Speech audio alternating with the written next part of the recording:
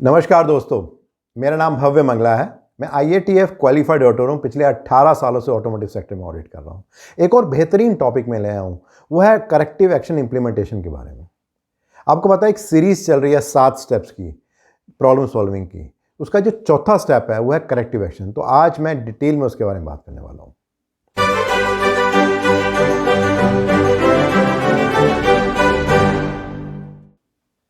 Well, in general अगर आप देखेंगे लाइफ में हम करेक्टिव एक्शन हमेशा ही लेते हैं। फॉर एग्जांपल, आप ऑफिस जा रहे हैं और आपने एक नया रूट लिया और आपको रास्ते में ट्रैफिक मिल गया। सो मे बी नेक्स्ट डे आप उस रूट से नहीं जाएंगे, आप एक दूसरा ऑल्टरनेट रूट ढूंढ लेंगे। तो ये एक तरह का करेक्टिव एक्शन है जो हमने लिया जिससे कि हमें ट्रैफिक ना मिले।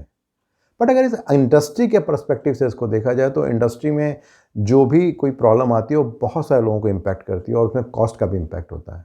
तो वहाँ पे बहुत कॉम्प्रिहेंसिव तरीके से, बहुत डिटेल में हमें समझना पड़ता है कि हम क्या करेक्टिव एक्शन लें, किस तरीके से लें जिस तरह से वो प्रॉब्लम दोबारा रिपीट ना हो। तो जैसा मैंने आपसे शुरू में कहा था, एक सीरीज़ है प्रॉब्लम सॉल्विंग टेक्निक की जिसमें 7 स्टेप हैं। जिसमें जो पहला स्टेप है वो बात करता है with respect to defining the problem. जो दूसरा स्टेप है वो बात करता है करेक्शन, कंटेनमेंट और इंटरिम एक्शन के बारे में। जो तीसरा स्टेप है वो बात करता है with respect to root cause analysis. जो चौथा स्टेप है जिसके बारे में वीडियो है वो बात करता है करेक्टिव एक्शन इम्प्लीमेंटेशन के बारे में। जो पाँचवा स्टेप है वो बात करता है कि एक्शन तो हमने ले ली, उसकी इफेक्टिवनेस को हम कैसे मॉनिटर करेंगे। जो सिक्स्थ स्टेप है वो बात करता है हॉरिजॉन्टल डिप्लॉयमेंट की। और जो सातवां स्टेप है वो बात करता है with respect to documentation, lesson learn और किस तरीके से हम प्रमोशन कर सकते हैं अवेयरनेस का लोगों को with respect to this problem solving technique. अब बात करते हैं स्टेप नंबर 4 की, with respect to corrective action implementation. तो यहाँ पे मैं 4 अलग अलग स्टेप्स में इस बारे में बात करने वाला हूँ। जो सबसे पहला स्टेप है वो बात करेगा विद रिस्पेक्ट टू पर्पस। जो दूसरा स्टेप है वो है कि किस तरह के हम करेक्टिव एक्शन ले सकते हैं। जो तीसरा है वो हम एग्जाम्पल लेंगे with respect to correction, containment action और उसके किस तरह के रूट कॉजेज जो निकल के आए थे उनमें क्या पॉसिबल करेक्टिव एक्शन ले सकते हैं। जो चौथा स्टेप रहेगा वहाँ मैं बात करने वाला हूँ क्या इंडस्ट्री के चैलेंजेस हैं। तो सबसे पहले बात करते हैं पहले कि क्या पर्पस हो सकता है करेक्टिव एक्शन का। जो सबसे पहला पर्पस करेक्टिव एक्शन लेने का है वो है कि किस तरीके से हम प्रिवेंट कर सकें रिकरेंस, यानी कि वो दोबारा से ना हो। जो दूसरा है वो इस बारे में बात करता है कि कैसे इंश्योर करें कि जो हमारा प्रोसेस है वो वापस से स्ट्रीमलाइन हो जाए, जो प्रॉब्लम्स आई थी वो दोबारा ना रिपीट हो। तीसरी बहुत इंपॉर्टेंट बात है कि एक्शन तो हम लें लेकिन वो कॉस्ट इफेक्टिव होनी चाहिए। ऐसा नहीं होना चाहिए कि बहुत बहुत महंगा हो गया और वो एक्शन तो हमने ले लिया लेकिन उतना हमारा बजट नहीं है उसको इम्प्लीमेंट करने के लिए। देन ये भी बहुत इंपॉर्टेंट है कि जो भी हमारी मैन्युफैक्चरिंग प्रोसेसेस हैं, जो मेथड्स हैं, उसको हम किस तरीके से इम्प्रूव करें वो भी देखना पड़ता है। एंड देन जो भी हम करेक्टिव एक्शन लें उससे कोई इफेक्टिवनेस और एफिशिएंसी भी इंप्रूव होनी चाहिए प्रोसेस की। और हमें ये भी देखना है कि जो भी हम ख़राब प्रैक्टिसेस थी या जो भी प्रॉब्लम्स थी जिस कारण से वो प्रॉब्लम आई उसको हम किस तरह से कंट्रोल कर सकते हैं या उसको एलिमिनेट कर सकते हैं। और लास्टली जो सबसे इंपॉर्टेंट बात है वो ये बहुत इंपॉर्टेंट है कि जो भी करेक्टिव एक्शन लें वो अप्रोप्रिएट होना चाहिए प्रॉब्लम के साथ। अब आता है स्टेप नंबर 2। यहाँ मैं बात करने वाला हूँ कि क्या पॉसिबल स्टेप्स हो सकते हैं with respect to corrective action plan. तो जो सबसे पहला स्टेप है, जो सबसे इंपॉर्टेंट है, वो है रिस्क असेसमेंट, जो अक्सर हम FME के थ्रू करते हैं। कि हमें ये देखना बहुत ज़रूरी है कि क्या क्या पॉसिबल रिस्क आ सकते हैं जब हम इस करेक्टिव एक्शन को इम्प्लीमेंट करेंगे। उसको हमें अंडरस्टैंड करना बहुत ज़रूरी है जब हम एक्शन को इम्प्लीमेंट कर रहे हैं। देन जो भी हम करेक्टिव एक्शन लेंगे वो जो हमने 3 वाइज आइडेंटिफाई किए थे विद रिस्पेक्ट टू 3 लैग, जहाँ हमने बात की थी कि प्रॉब्लम क्यों आई, देन प्रॉब्लम आ गई तो प्रॉब्लम पकड़ी क्यों नहीं गई और सिस्टम का क्या फेलियर था। उन तीनों के जो हमने वाई एनालिसिस करके जो फाइनल वाई निकाला था उसके बेसिस पे हमें करेक्टिव एक्शन लेना है। देन सिमुलेशन स्टडी भी एक बहुत रेलेवेंट टेक्निक होती है। जहाँ भी रेलेवेंट हो, जहाँ भी पॉसिबल हो, वहाँ पर हमें देखना है कि ये प्रॉब्लम किस तरीके से आई थी, उसको हमें सिमुलेट करके देखना है जिससे कि जो भी हम एक्शन अब प्लान करें वो इस बात को इंश्योर कर सके कि वो प्रॉब्लम दोबारा रिपीट ना हो। देन कई बार ऐसा होता है कि जो हम एक्शन लेते हैं वो डिसाइड तो कर लेते हैं लेकिन क्या वो प्रैक्टिकली फिजिबल होता है इम्प्लीमेंट करना, ये देखना बहुत ज़रूरी है। और क्या वो विद इन टाइम स्पैन हो पाएगा, क्योंकि अगर वो प्रॉब्लम कस्टमर के एंड से आई है तो ये देखना बहुत ज़रूरी है कि कस्टमर कितने दिन तक वेट कर पाएगा। तो उसको भी हमें ध्यान रखना है। देन जब भी हम कोई भी एक्शन प्लान करते हैं तो हमें ये डिफाइन करना बहुत ज़रूरी है कि कौन आदमी रिस्पॉन्सिबल है उसको इम्प्लीमेंट करने के लिए। मे बी वो ऑर्गेनाइजेशन के अंदर कोई शॉप फ्लोर में हो सकता है, मे बी क्वालिटी का आदमी हो सकता है, मे बी सप्लायर के एंड पे हो सकता है। तो उन सब रिस्पॉन्सिबिलिटीज़ को हमें क्लियरली डिफाइन करना है। देन ये भी बहुत इंपॉर्टेंट है कि हमें टाइम डिफरेंट डिफाइन करना है कि कौन सा एक्शन 2 दिन में होगा, कौन सा 5 दिन में, कौन सा 10 दिन में, कौन सा 2 महीने में, उन सबको हमें डिफाइन करके उसको मॉनिटर भी करना है। देन जनरली जब भी कोई प्रॉब्लम आती है तो प्रोडक्शन प्रोसेस तो चल ही रहा होता है। तो अलग अलग स्टेजेस में कहीं ना कहीं मटेरियल तो है, मे बी सप्लायर एंड पे है, मे बी ट्रांजिट में है, मे बी कस्टमर एंड पे है। तो उन सब क्वांटिटी को आइडेंटिफाई करना और ये इंश्योर करना कि वो कौन सी क्वांटिटी है जिसके बाद ये करेक्टिव एक्शन शुरू होगा, उसको भी डिफाइन करना बहुत ज़रूरी होता है। देन बहुत सारे डॉक्यूमेंट्स होते हैं ऑर्गेनाइजेशन के अंदर जिनको रिव्यू करके अपडेट करना होता है। वो प्रोसेस फ्लो चार्ट हो सकता है, एफएमईए हो सकता है, कंट्रोल प्लान, वर्क इंस्ट्रक्शन और भी अलग अलग तरह के डॉक्यूमेंट हो सकते हैं जिनको हमें रिव्यू करके अपडेट करना होता है।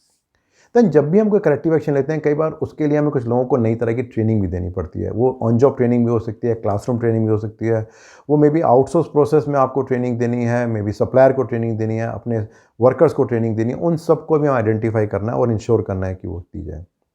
देन ये बहुत ज़रूरी होता है कि कई एक्शन ऐसे होते हैं जो कस्टमर को डायरेक्टली इम्पैक्ट करते हैं। यानी कि कस्टमर ने आपका पीपैप अप्रूवल किया हुआ है, तो अगर आप कोई मशीन चेंज कर रहे हैं या कोई ऑपरेटर को अप्रूव किया हुआ उसको आप चेंज कर रहे हैं, या आपको लगता है कि ये प्रोसेस का फ्लो हमें चेंज करना पड़ेगा करेक्टिव एक्शन के लिए, बट कस्टमर ने ऑलरेडी एक सर्टन प्रोसेस को अप्रूव किया हुआ है, तो वहाँ पर जहाँ भी रिक्वायरमेंट है वहाँ भी हमें कस्टमर का अप्रूवल भी रिक्वायर्ड है। देन ये बहुत ज़रूरी है कि जो भी हम एक्शन ले रहे हैं वो अब किस तरह से इंश्योर करेंगे जो मटेरियल पूरी सप्लाई चेन में है, सप्लायर से लेकर कस्टमर के एंड तक, वहाँ पर किस तरीके से आइडेंटिफाई करेंगे पुराने मटेरियल को नए मटेरियल से, जब वो एक्शन लिया गया किस तरीके से नए मटेरियल को ट्रेस कर पा सकते हैं, जिससे पता लगे कि अभी इस डेट से हमने एक्शन हमने इम्प्लीमेंट कर लिया, उसको भी इम्प्लीमेंट करना बहुत ज़रूरी है। देन ये बहुत ज़रूरी है कि हमने एक्शन तो ले लिया, लेकिन क्या जितने भी पॉसिबल स्टेक होल्डर्स हैं उन सबको हमने कम्युनिकेट किया है इस बारे में कि ये प्रॉब्लम है? क्या सप्लायर को इसके बारे में पता है? क्या शॉप फ्लोर में वर्कर्स को पता है? क्या जो फाइनल डिस्पैच का आदमी है उसको पता है? कोई आउटसोर्स प्रोसेस है वहाँ पता है? क्या कस्टमर को हमने डिफाइन किया? वो सब हमें देखना है कि हमारा जो कम्युनिकेशन चैनल है वो इफेक्टिव होना चाहिए। एंड देन लास्टली बहुत इंपॉर्टेंट है कि ऑटोमोटिव सेक्टर में स्पेशली बहुत सारे ऐसे कस्टमर्स होते हैं जिनके अपने फॉर्मेट होते हैं, जिसमें एक 8D फॉर्मेट बहुत पॉपुलर है। तो क्या वो सब फॉर्मेट्स हम वही यूज़ कर रहे हैं जो कस्टमर ने प्रिस्क्राइब किए हैं? ऐसा तो नहीं कि हमने अपने ही फॉर्मेट में कर दिया और बाद में उसके लिए कोई दिक्कत आ गई। अब बात करते हैं स्टेप नंबर 3 की। यहाँ मैं एक एग्जाम्पल से आपको बताने वाला हूँ कि किस तरीके से जो हमारा फाइनल वाई निकलता है उसमें हम क्या पॉसिबल करेक्टिव एक्शन ले सकते हैं। तो अगर आप याद करेंगे जो हमारा पिछला वीडियो था रूट कॉज एनालिसिस का, वहाँ आपने बात की थी 3 लाख 5 आई की। जो 3 लाख थी वो बात कर रही थी कि प्रॉब्लम क्यों आई, अकरेंस। देन दूसरी बात थी कि प्रॉब्लम आ गई तो डिटेक्ट क्यों नहीं हुई, और तीसरी थी कि क्या सिस्टमिक फेलियर था। तो उस एग्जाम्पल में जो फाइनल वाई निकला था उससे रिलेशन में बात करने वाला हूँ क्या पॉसिबल करेक्टिव एक्शन निकलेंगे।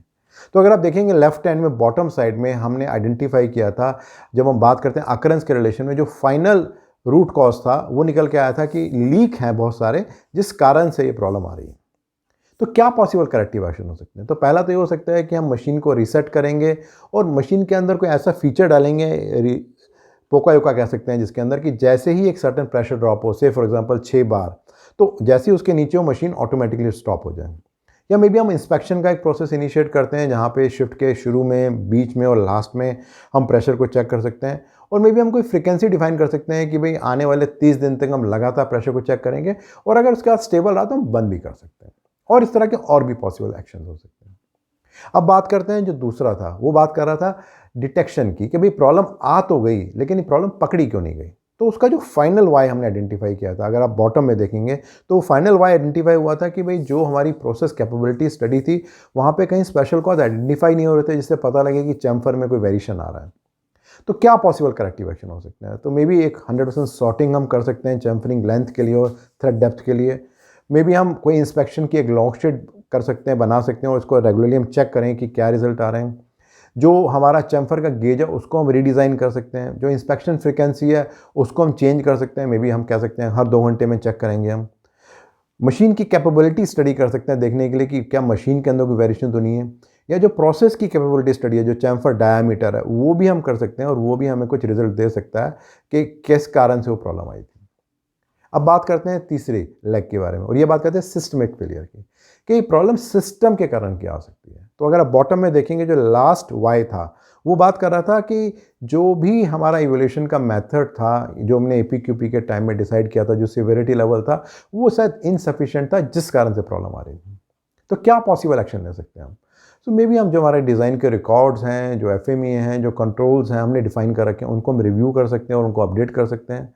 जो कंट्रोल प्लान हमने बनाया था उसके अंदर हम फ्रीक्वेंसी को चेंज कर सकते हैं, इंस्पेक्शन की जो स्पेशल कैरेक्टरिस्टिक्स हैं उसको 100% कर सकते हैं, और मे बी लेयर्ड ऑडिट हम शुरू कर सकते हैं इस बात को इंश्योर करने के लिए कि जो हमारा प्रोसेस है वो ठीक से चल रहा है नहीं चल रहा। तो ये कुछ पॉसिबल करेक्टिव एक्शन हो सकते हैं जिससे कि हम एक्शन ले सकते हैं।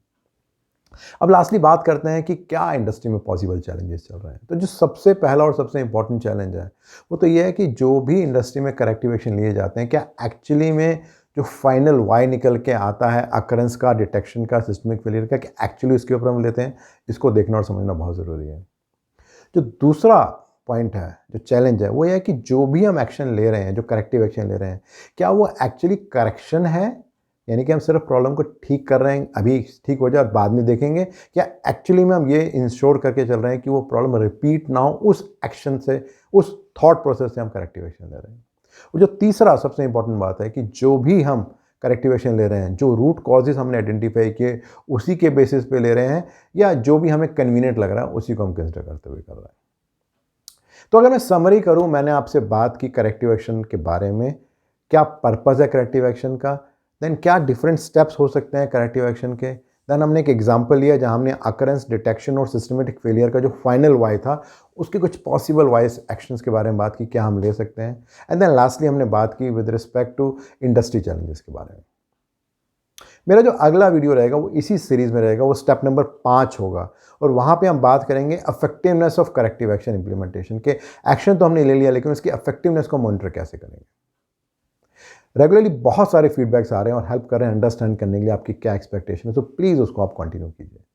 और अगर आपको लगता है कि इस तरह का वीडियो आपके लिए यूज़फुल है और आपके लिए अच्छा लग रहा है और इसको आप और डिटेल में जानना चाहते हैं, तो नीचे आपको देखेंगे एक लिंक मिलेगा, उसे आप क्लिक करेंगे, एक ब्लॉग आपको दिखेगा, वहाँ पर और डिटेल में आपको जानकारी मिलेगी इस पर्टिकुलर वीडियो के बारे में।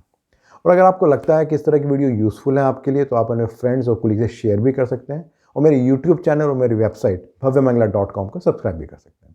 धन्यवाद।